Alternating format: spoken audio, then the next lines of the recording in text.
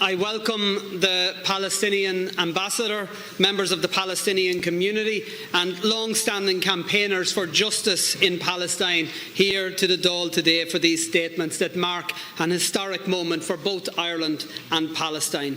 The decision to officially recognise the State of Palestine fulfils a Dáil mandate that is now almost a decade old. It was in December 2014 that the members of this House adopted the Sinn Féin motion that called on the then government to take this step. Better later than never, of course. When the then Sinn Féin leader Gerry Adams proposed that motion, it was in the aftermath of the 2014 bombardment of Gaza that had resulted in the killing of 2,251 Palestinians, including more than 500 children. Better later than never. What we have had since is yet another lost decade when the world turned a blind eye to the ongoing relentless violation of international laws perpetrated against the people of Palestine by Israel. During the 2014 bombardment, the world had watched as 4 little boys playing football on a beach in Gaza were deliberately targeted and bombed by the IDF. The world did nothing. Irish governments, often saying the right thing, did nothing. It was the same in 2015 when Amnesty International documented 20 cases of unlawful killings of Palestinians. And in October that year, when 17-year-old Dania Jihad Hussein Irsed, with her arms raised, pleading for mercy, was shot at least 6 times by Israeli forces in Hebron. Strong words, sometimes no action ever. In 2016, when the world watched settlement expansion in the West Bank and when the impact of the brutal blockade in Gaza was reported by human rights organisations, the world stayed mute.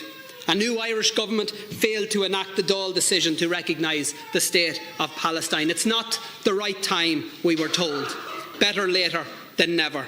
In 2017, when 4 Palestinian human rights groups submitted a report to the International Criminal Court outlining that high-level Israeli officials were complicit in committing war crimes against the people of Palestine, again, world leaders stayed silent. They described Israel as the only democracy in the Middle East. Some, including Irish ministers, called for restraint in settlement expansion.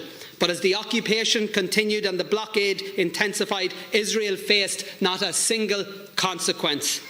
In their attempt to draw international attention to the impact of the blockade, throughout 2018 and 2019, Palestinians in Gaza engaged in what they called the Great March of Return.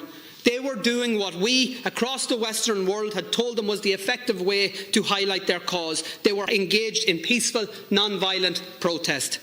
Israel responded by murdering 223 of them, including little 11-year-old Yasser Abu Najah from Khan Yunis, who was shot dead as he hid with 2 friends behind a bin. His crime was chanting a Palestinian slogan at the cowards who described themselves as the most moral army in the world. And it still wasn't the right time to recognise that Yasser's state existed. In 2020, when Israel was continuing to benefit from the most preferential trading, economic and diplomatic relationships with the Western world, international leaders ignored the appeals of UN human rights experts when they called for an independent investigation into the killing of 15-year-old Ali Abman Abu Alia, who had become the 6th Palestinian child to be killed by Israel that year. And on and on and on it went. The Gaza bombardment of 2021 that left 254 dead, including 67 children. The regular brutal attacks on refugee camps, including the 2022 attack on Jenin camp and the accompanying targeted sniper assassination of journalist Shireen Abu Akleh by an IDF sniper. Throughout the decade since this House has called for the recognition of Palestine, there have been 2 constants.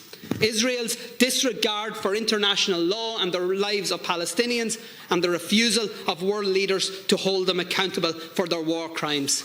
Alaskan Corla, I am immensely proud that this day has come. I'm proud not of any politician, I'm proud of the people in the gallery who forced it to happen. I'm proud of the hundreds of thousands of Irish people who marched, who campaigned, who have refused to allow us to turn the other way. I'm proud of those Palestinians who have shared their story with the people of Ireland. We, in turn, have taken them to our hearts. I regret the last lost decade, when Ireland said the right things but failed to do the things that needed to be done. Better later than never. because it was as a result of world inaction that brought us to where we are.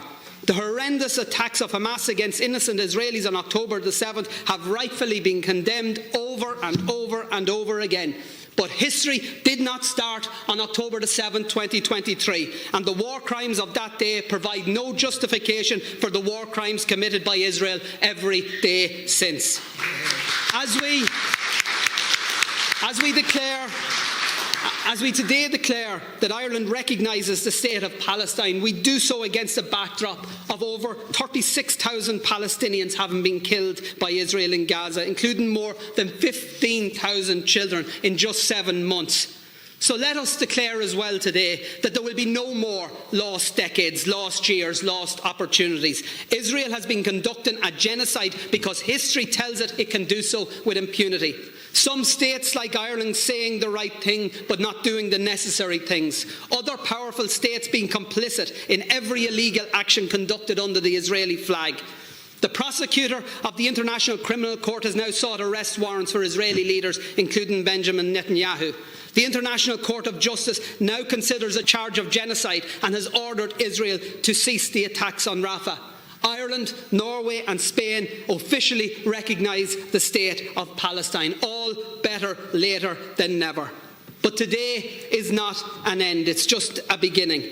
A beginning of an international chorus that demands an end to the savagery of Israel against the women, men and children of Palestine. That demands an end to the occupation, the apartheid, the oppression, the bombings. If we say that Palestine has a right to a state, then we must take action against those who are determined to destroy that objective. If we say that international law matters, then we cannot trade with a state that breaches it every single day. If we say that the lives of Palestinian children have worth, then we cannot engage in diplomatic niceties with the state that is murdering them. We know that action is better taken later rather than never.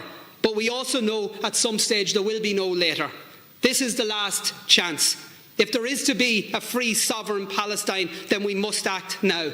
No more wasted decades, no more lost opportunities, no more excuses. Now is the right time. Stop the preferential treatment for Israel. Stop arming Israel. Stop the economic supports for Israel. Stop the war. Stop the genocide. Because, unfortunately, Lascan Corla, it is too late for far too many Palestinians, but it's better later than never. Today is a historic day, but it's just a beginning.